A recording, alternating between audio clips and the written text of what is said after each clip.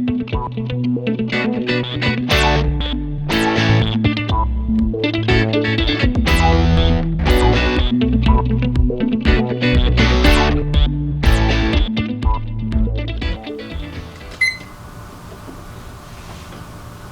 again, and welcome back to another teaching on Messages to the Bride.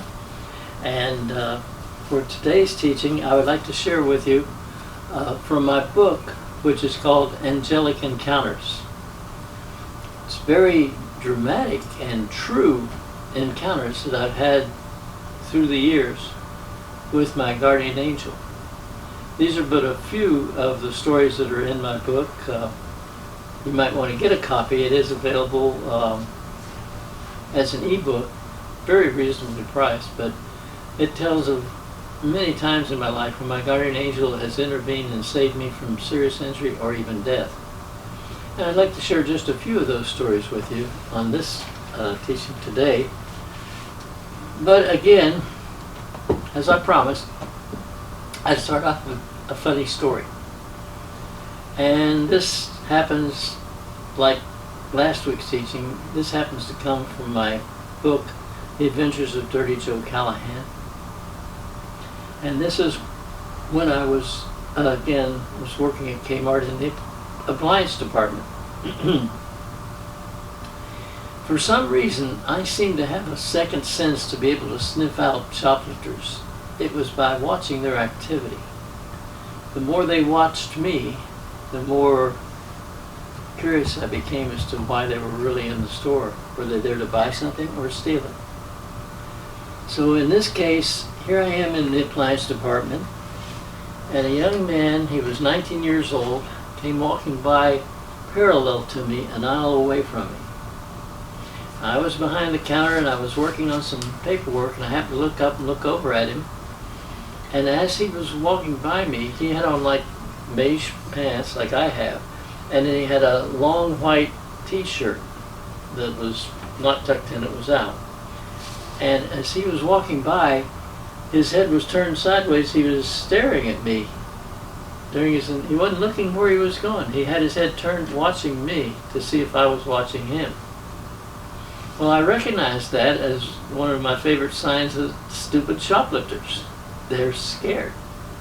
They don't want people to be paying attention to them.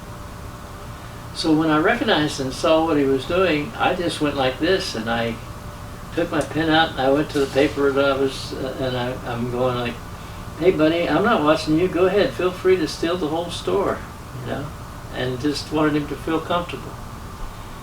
Well, as soon as he passed by me, I told the lady that was working with me, I said, would you mind watching, it was a slow day, I said, would you mind watching the department a little bit? I said, I have somebody that I want to follow, I have my suspicions about him. I said, I didn't see him take anything, but I do have my suspicions that maybe he either is going to or he already has. And so she said, okay. So I wound up following this guy around the store, and it got to be funny. He goes into the paint department and he turns around, and there I am 5 feet away from him, and I've got my arms crossed and I'm just staring him down. And I'm thinking, I want you to worry. I want you to think that I saw you hide something. I want you to think that I'm on to you, you know? And so then he didn't say anything to me, but he walks away and he goes over to the hardware department.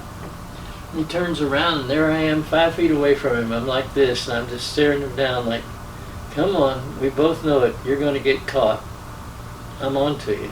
Worry. So then he walks over to the sporting goods department. Now he'd seen me to begin with behind the counter in appliances. Now here we are in the 4th department, sporting goods department. He turned around, and there I was, 5 feet away from him, and I had my arms crossed, and I'm just staring him down. And I'm thinking, come on, give up, you're caught. And you know it, and I know it. And I wanted him so worried. Well, what he decided to do is he walked up to me. Oh, I forgot to tell you, I keep forgetting. In the meantime, when I did get a quick chance, one of the store assistants of Mr. McDaniel was on that day, and I stopped him and I pointed out the guy and I said, I'm watching him. I didn't see him take anything, but I have my suspicions. He either is getting ready to or he already has something. So I put him onto him, and he too was watching him. So here we are in sporting goods. He comes up to me and he said to me, he knew I worked in the store, so he said, excuse me, do you carry handcuffs? And I'm thinking, funny you should ask. And he said, not the toy type, but the real handcuffs, the kind with lock and key. And I said, no, I'm afraid we don't carry that. And he said, oh, I think it was probably over at Walmart that I've seen them. I'll go there and try. That was his excuse to leave.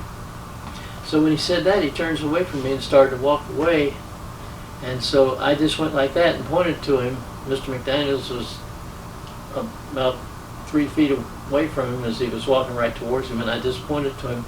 Well, Mr. McDaniels, I liked about him is he wasn't a chicken the way most of the store assistants were.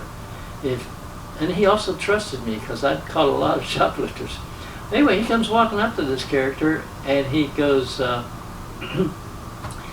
I'm the store assistant manager. And he said, do you have something on you that belongs to us? And just flat out and straight ask him, you know, do you have something on you that belongs to us? And at that, the guy didn't say a word. He lifts up his white t-shirt and he pulled out a cassette tape.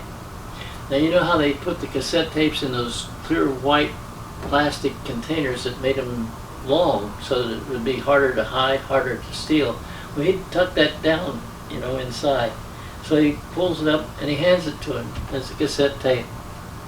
So Mr. McDaniel said, you need to come with me back to the security office. So in the course of interviewing him, they found out they got his permission to go and check his car. When they got out to his car, they found there were 8 cassette tapes already underneath his driver's seat. He'd been coming in one at a time and taking them out.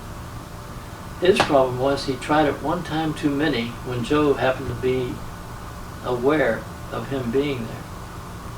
Now, I again was called back to tell of what I witnessed. So it was fun watching this character being interviewed because at this point, Mr. Wilson, again our head of security, had been called in on it, and so Mr. Wilson was asking him the questions. What's your name? Where do you live? You know. So then, in questioning the guy, he found out that this fella had worked for Zayres, which was another discount store similar to Kmart that had gone bankrupt and went out of business. The fun part was he had worked for Zayres in their security. He had spent his time working there catching shoplifters. So Bill asked him, he said, after having caught shoplifters day after day, week after week, what would make you want to do something so stupid? Well, his answer was the kind that a simple-minded shoplifter would give.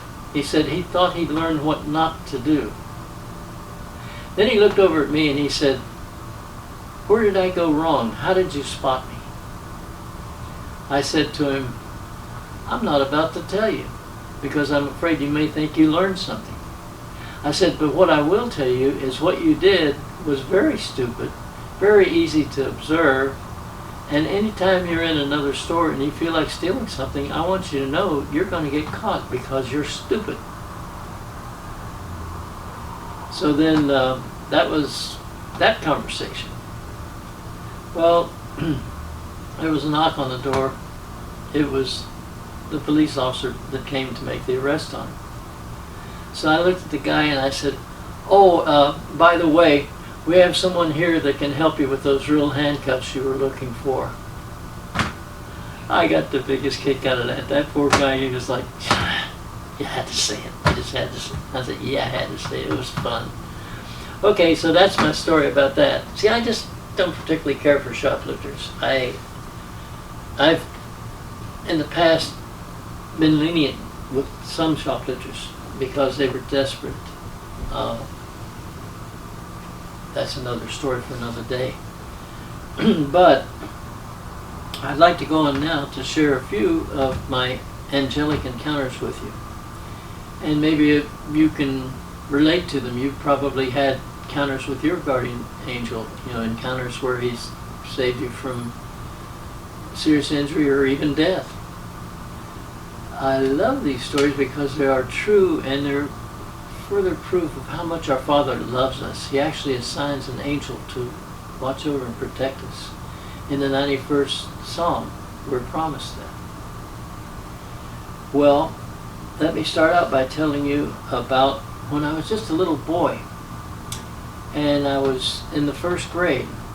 And I went to I went to regular public school in Russell at the first grade. After that, they sent me to Arnton, Ohio for parochial schools. But in the first grade, it was a walk to school. I had to walk maybe about only 2 miles to get home. Well, it was during winter time, and the weather had been, for a winter's day, snow was on the ground, but it had been a fairly mild day. So in getting dressed to walk back and forth to school, my grandmother had given me a rather light overcoat to wear. It wasn't real thick and heavy and weighted down, but it was light. I went to school, no problem. The time I got out of school, it turns out we had a blizzard come through. Very high winds. Now, I'm just a little guy. And it was starting to take a toll on me. So I was walking to get to home, and I was having to go against the wind that was blowing against me. I could hardly see sometimes. The snow flurries were so thick. But I kept trudging on, and I got to where all I had to do was cross the street. I was at a corner, and all I had to do was cross the street and go 5 houses up. The 5th house was my home, and I'd be home.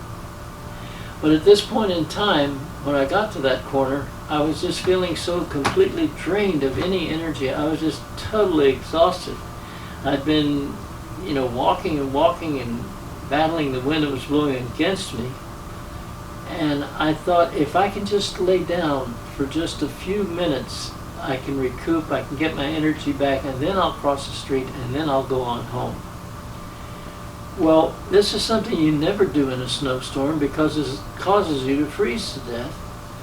And I'd been warned about this. Growing up in those conditions, your parents, when they love you, they tell you about such things.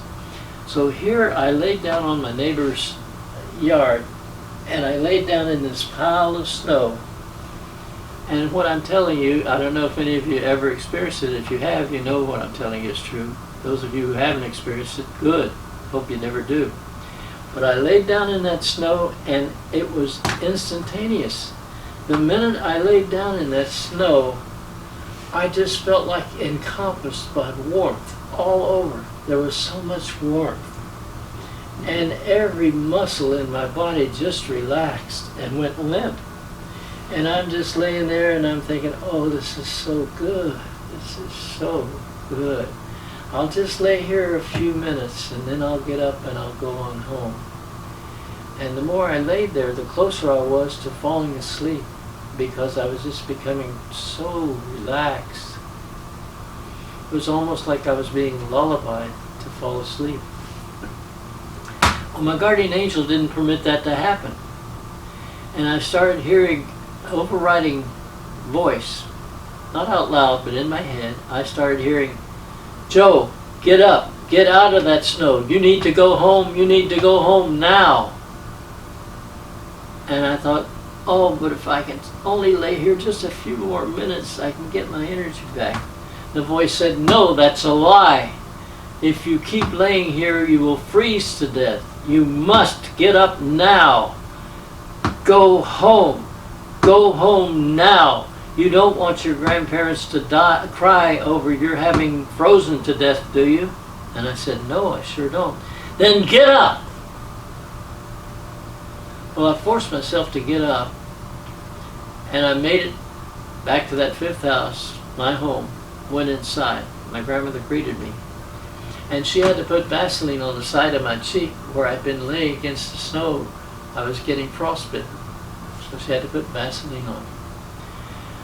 But that was a case of where hearing commands, they weren't requests, it was commands. Get up and go now! It made a difference. It kept a little 6-year-old boy from freezing to death. Now another close call that we had, here in the Tampa Bay area on the Gulf beaches, they have an area known as John's Pass. It's a very popular area for tourists to visit. They have a bridge where people can fish.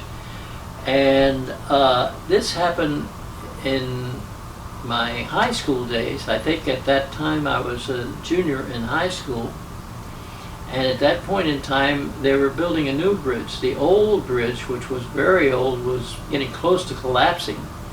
And so they tore the old bridge down, and they were in the process of building a new bridge across the pass, which the pass is maybe about 300 feet wide, 300 yards wide. Anyway, what they did was they took the pilings, 3 foot by 3 foot concrete pilings from the old bridge that had supported it, and they stacked them along the side of the beach. Well, my friend Michael Stack and I decided to go fishing one day, and we observed those pilings sitting out there. The tide was out, and you could actually walk on the pilings and sit down and not get wet. So we went maybe about 200 feet from the shoreline to get on the piling. We walked and we sat down on the pilings and we went fishing for the rest of the day. And in the meantime, we hadn't noticed it, but the tide started to come in. And the waves started lapping against and it got to where you couldn't sit your feet down on the piling in front of you anymore. You had to just cross your legs and sit on the top piling. There were 3 pilings, by the way. So then the deep sea fishing boats started coming in. It was getting close to 6 o'clock, and they'd been out all day taking people deep sea fishing in the Gulf. And as they came in, they were creating a wake. And the large wave that came from that wake was actually coming over top of the piling that we were sitting on. So we had to stand up and we said, enough fishing, let's just head on back in. So we took our shoes and socks off, we rolled up our pant legs up past our knee, and we started to wade in. And I'm carrying my fishing rod in one hand and my shoes and socks in the other. And as I was proceeding across this 3 foot by 3 foot piling, it was about 6 inches underwater. But one of the fishing boats had come in, and the wake from that hit me with a big wave, and I lost my footing. The piling was slippery, and I lost my footing, and I fell flat onto that piling, and the back of my head hit that piling, and I'm certain I got a concussion. From everything I've heard of what concussions are about, I got a concussion. I mean, I saw blue stars, red stars, green stars, yellow stars when I hit that thing. And then the next wave that came in from the wake of that boat, it caused me to roll off of that. The wave pushed me off of that, and then I went under the water. And the water was at that point about 3 feet deep. So here I was rolling around under the water with my eyes closed and trying to get my brain unscrambled. And the funniest thing is I held tightly to my shoes and socks and held tightly to my fishing gear. Didn't lose any of them, but I kept getting rolled around and around as those waves came in, just rolling over and over. And I heard a voice say to me again, it wasn't exactly out loud, it was like overriding thoughts in my head, but it was loud. I heard a voice ask me, said, "What are you doing?" Well, I very calmly answered, "I'm drowning." The voice said, "You don't want to do that. Get on your feet." And the waves were just hitting and rolling me, and I'm rolling around in that water, and I thought, but I'm too weak to get on my feet. I don't even know where I am, you know? And the voice said, "Forget about that. Get on your feet and get into shore or you will drown." So I made the effort to try to get back up on my feet. And believe me, I was so weak and I was wobbly. And I went to get up at one point, and then the wave hit me and it knocked me down, and I wound up rolling under the water, just rolling over and over again. And the voice said, "Don't just lay there, you're going to drown. Get up and get into shore," you know, and it was a command. So I made the effort again to get up, and then I'm thinking, where is the shore? I was disoriented. I could be walking further out into the Gulf. So with every little bit of strength I could muster, I opened my eyes just a slit, and I looked in front of me, and there was the shoreline. So I looked like a zombie. I just closed my eyes and started walking towards the shore, little at a time, step after step after step after step. I got to the shore, and when I could feel the water was no longer rushing against my feet, I'm on dry land, I just collapsed. I went splat, you know, right onto the beach. Well, my friend Mike had run to a nearby hotel, or motel it was. He ran there and got some help. It turned out there was this Baptist minister in his family who was on vacation from Georgia. And he came running over to help me. And a bunch of people gathered around, and I could hear everything they were saying, but I was being told, don't even make the effort to say a word. Don't even open your eyes. You need to get your brain unscrambled first. So I heard them, and Mike, he said, "Is he dead?" And they said, "I don't know. He's not moving much." And then the one guy said, "Oh yeah, he's breathing, you know." Well, he picked me up, lifted me up, carried me over to one of those lounges that belonged to the Baptist minister. He'd been sunning in it. And they laid me on that, and they began to take care of treating me. So I heard all the conversation was going on around me. You'd think he's seriously injured? And they said, "Well, we can't really tell. It looks like he's only got a cut on his elbow here from the barnacle, but other than that, you know, you can't really tell. We'll have to ask him." And I thought, I can't talk to you, I can't see. And Mike's going, Joe, are you all right? Are you okay? And I thought, I'd like to say, yeah, don't worry, I'm all right, but I couldn't, because I was being commanded, keep your mouth shut. You need every bit of energy to concentrate on getting your brain unscrambled before you even open your eyes, before you even say one word. Well, it took probably, I would estimate, about 5 minutes, solid 5 minutes, until finally I had the energy and I opened up my eyes and I said, "Thank you all for helping me." I said, I'm pretty good, except for the cut on my arm. I'm feeling all right." And then Mike got after me after that. I told him, I said, "I heard every word you guys said when I was laying on the beach." And he said, "Well, why didn't you speak to me?" He said, "I was a nervous wreck, you know." And I said, "Mike, I couldn't. I was being told that I need to conserve my energy to get my brain unscrambled before I even made any effort to open my eyes or say one word." So that was an interesting time when my guardian angel had given me direct orders that saved me from drowning. Seems like drowning, you know, here in Florida we got plenty of water, and I had my chances to drown more than once. Another time was, before I even learned how to swim, I'd gotten a hold of some skin diving equipment. Used to watch Sea Hunt faithfully. And I was swimming like a fish before I even knew how to swim. So I put those fins on and I could go, you know. So I was one day over at Pasadena, a popular beach. Now Pasadena is a place that, for the most part, as you go out, the water remains fairly shallow for a pretty good way out before you start getting into water that's over your head. So here I was trying, since I didn't know how to swim, I was trying to stay in water that I could stand up in case anything happened. Well, I was skin diving, and something caught my eye, and it was this cavity. It was about 3 foot by 3 foot, 3 foot high, 3 foot wide, and it was cut into the sand, and it just went on a long and then curved, and just went a long distance. And being naive and not knowing that much about such things, I decided to investigate, which wasn't really smart. So what did I do? Like the genius that I am, I dove down into it. I took a deep breath. I've always been blessed with having good lungs. I never smoked, and I could hold my breath for a good 2 minutes.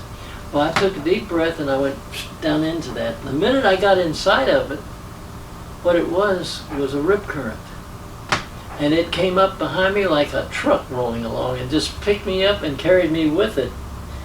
And as it did, I was being twisted around, my body was being twisted around, bounced from side to side, bounced down on the bottom and popped back up, bounced to the side and bounced to the side and popped back up, and just getting twisted and going, and it was like a roller coaster ride. We were going really fast. You know what happened? Instantly, I remembered one of the episodes of Lloyd Bridges doing Sea Hunt, and he'd gotten caught in a riptide. And what he said, he would always narrate as they showed film of what was going on. He said that he recognized that it was a riptide, and he said what he did was that he didn't do like other divers do and try to kick out while the current was strong. He rode it out until it got weak, and when he felt it getting weak, then he kicked out with all he was worth, and he was able to escape from it. All of that instantly came into my mind as I'm making this roller coaster ride. And I thought, this is like episode so-and-so of Sea Hunt. I'm in the same position. So instead of trying to kick my way out of it, while it had such a grip on me, I waited, and then I felt it weaken.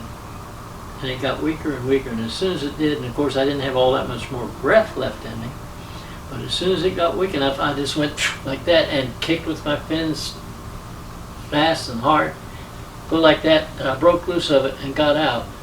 And when I looked, I traveled about 150 yards away from where I started. Now I got to tell you this, I'm not the brightest light bulb, and I did something really stupid. When I look back on it, when you're young, you don't realize the dangers sometimes that are involved. I was an adventurer. I thought, that was fun. I think I'll take that ride again. And like the genius that I was, I went back to where I started with that. I go over to where it was, I found it, and I dove down into it, and I made that trip a second time. And then when it got weak, I kicked out, and I got out of it. And then I thought, well, maybe I better quit while I'm ahead. Now here's the fun part about it. I've always told people that when I get to heaven, I won't have any problem recognizing my guardian angel. He'll be the only one there with gray hair from all the stuff I've put him through trying to keep me safe. And I could see the picture of this. Here I am doing this for a second time, risking my life for a thrill ride. Dumb as could be, but I can see my guardian angel standing before God and saying, oh Lord, please, look at my hair. It's turning gray overnight. Can't you please assign me to someone else? This guy's crazy. And I could see that, and it caused me to break up laughing. Now, I think the fun part is that once I do get to heaven, I've asked God, one of the people I would love to look up and shake his hand is my guardian angel, because he's done such a wonderful job of keeping me safe and keeping me from serious harm or even death. Now, I'm going to share one last story with you, which is, I think, the most dramatic of all, and it's the one that I ended my stories in my book with, and that's this. I had taken a job managing a store over in Bradenton, Florida, although I lived in St. Petersburg, and I had to cross the old Sunshine Skyway, which was a 2-lane, one going north, one going south, stretch across, I think it's 18 miles stretch across Tampa Bay. Now, I had finally gotten a weekend off. I'd been managing the store, been super busy, and then finally it got to where I could afford a weekend off. Well, I went out, and on Saturday I went to a meat market, and I bought some expensive filet mignon. I love filet mignon, but I just can't afford it. I haven't got a filet mignon. I got a filet mignon appetite, but I don't have a payroll that allows me to have it as often as I would. But anyway, I said, Joe, you've worked so hard for so long, you finally got the weekend off. We're going to have this, and we're going to put it on the grill, and we're going to grill it on Sunday. So after church Sunday, I came in, got everything, the condiments ready, got the grill ready, and then I put 2 of those filet mignon on the grill. And I thought, oh, this is going to be such a treat. In the meantime, being the genius that I am, I came in and a movie was on television and it caught my interest. And it was a movie about Cary Grant, Loretta Young, and David Niven, where Cary Grant was a guardian angel. And it was fascinating what was going on, so I was watching the storyline, and it was really interesting, the back and forth and all the comic things that were happening. And I forgot all about my steaks being on that grill.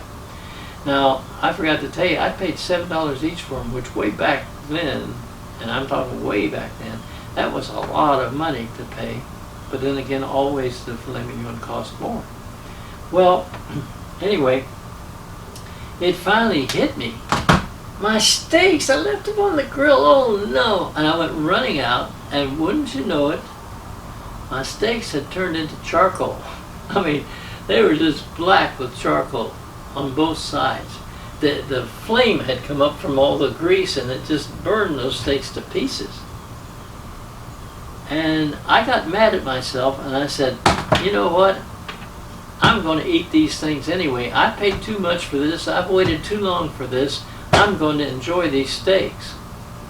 So I went and got a sharp knife and started scraping off and cutting into the steak and trying to get as much of that charcoal off as I could. And then, believe it or not, I actually ate both of those steaks. They weren't exactly the flavor I was looking for. In fact, if I would have been smart, I wouldn't have eaten them at all. But I ate both of them just out of spite. I was so angry with myself for being so dumb as to leave those on without being there to take care and see that that didn't happen. So the next day was Monday. I was due to open the store over in Bradenton. And so I made my drive across that 18-mile drive across the bridge. Got into the store, and I'm trying to get things ready to open. And all of a sudden, I started getting so sick in my stomach, and I was vomiting. And, you know, I'd been in the Navy, and I used to say I didn't think it was possible for a human being to vomit that much. Well, this was very similar to that. I just threw up, and then I thought I was done. There can't possibly be anything else. The next thing you know, there I go again. Well, the young lady who was my assistant manager at the store, she was due to work the evening, come in the afternoon, work through the evening. And I called her and I said, would you mind coming in now? I said, I am super sick. I just keep throwing up. And I said, I need to get out of here and get some help. And she was very kind, and she said, I'll be right there. And she did. She showed up. Well, I had a Mazda RX-4. Fantastic car. It had the rotary engine and everything. But anyway, I had my little Mazda RX-4, and I hopped in that car and started heading towards the Skyway Bridge. And I'd paid my toll, and I'm on my way, and I wanted to get help. The deal was, my sister worked as an assistant branch manager at a bank branch that was just the other side of the bridge, only about a mile and a half away from where you get off of the bridge on 34th Street, Highway 19 south. And so I thought, if I can reach her, then she can take me to get the help that I need. So what am I doing? I'm doing about 85 miles an hour. Now, I know that's cheating a little bit, but I'm thinking the sooner I can get across this bridge, the sooner I can get some help. In the meantime, as I'm heading, and it was a winter's day in February, and there was a thick fog out. This was probably at about 9:15 in the morning. There was this heavy fog out. I could look and see just the top portion of the spires of that bridge. The rest of it was all in a cloud, a white cloud. And I was coming to where the last rest stop was, the last place that you could pull off. Once you're on the bridge, they had no room, no place. It was two lanes, one going this way, one going that way, no place for you to even change a tire, no place to pull over. And if I got sick on there, I was just going to have to make a mess inside the car because I could not stop. So it was very dangerous. And I'm thinking the sooner I can get over there, the sooner I can get help, I'll be safe. So here I am at 85 miles an hour. I'm coming to the last entrance to that rest stop. A voice shouted out, an actual voice shouted out to me a command. It said, "Pull over." Well, what did I do? I slammed on the brakes, I squealed the tires, I turned, and I pulled into this place with the tires screeching for me having to make such an abrupt slowdown to get in there without tipping over. Well, I was able to pull in, and then I stopped, and then it had the kind of seat that you could lay back, so I laid back in the seat, and I'm thinking, I'm not getting sick again. It can't happen. There's nothing left in me. I'm not getting sick again. And then I started thinking, oh yes I am, and unless I want to make a mess in this velour car, I better get out of here. I'd noticed they had the restroom from where I'd stopped. They had this little white restroom, and it was maybe about 150 feet away from me. So I thought, well, that's not too far. I can make it, you know. Well, I started to head towards the restroom, and I didn't make it. And I got so sick, and I just fell to the ground, and I was having what they call the dry heaves. I'm going, and stuff would come dribbling out of me, you know, and I'm, and all of a sudden I heard a voice call out to me and it said, "Are you okay?" Well, I looked in the direction that the voice came from, and all I had to do was look in front of me and a little to the left, which was where Tampa Bay was. And it was all in a white fog. The fog was a little less dense in some parts, but this was real thick fog. And I looked in the direction of where I heard that voice shout to me, and all of a sudden, coming out of those clouds, which were on top of Tampa Bay, were two men. And they both were very tall. I was 6 foot. These guys, I know what 6'6" looks like. You had a lot of your movie star John Wayne and others that were 6'6". But anyway, these guys looked like they were even taller than that. And I would say they even looked like they were close to 7 feet. But anyway, they came running out from on top of Tampa Bay and running toward me. And when they got close enough for me to recognize, one of them had on a state trooper's outfit and the other one had on a fireman's outfit. And they said, "We were standing over there admiring the view, and we saw you fall to the ground, and we wanted to come over and see if we could help you." So I told them, I said, "Well, I'm trying to get to the other side. My sister works as an assistant branch manager at a bank, and if I can get there, she can help me go get the help I need." Well, they told me their story. The trooper said that he stopped and pulled in to check out the view, and the fireman said he just got off of work and he was riding a big, this is really neat, the fireman was riding this big Harley Davidson motorcycle, the kind that roars, I mean really makes noise. And then right behind it was the state trooper's car. Really neat thing was the motorcycle was parked right behind my car. And I'm telling you, all this happened so quick. In the time that I was there, the time that I made the decision to walk toward the bathroom and fell to the ground, if I would have heard that Harley Davidson pull up behind me, I couldn't have missed it. even as sick as I was, the loud noise from that muffler on that thing is enormous. These two weren't there when I pulled in just maybe about 3 minutes ago.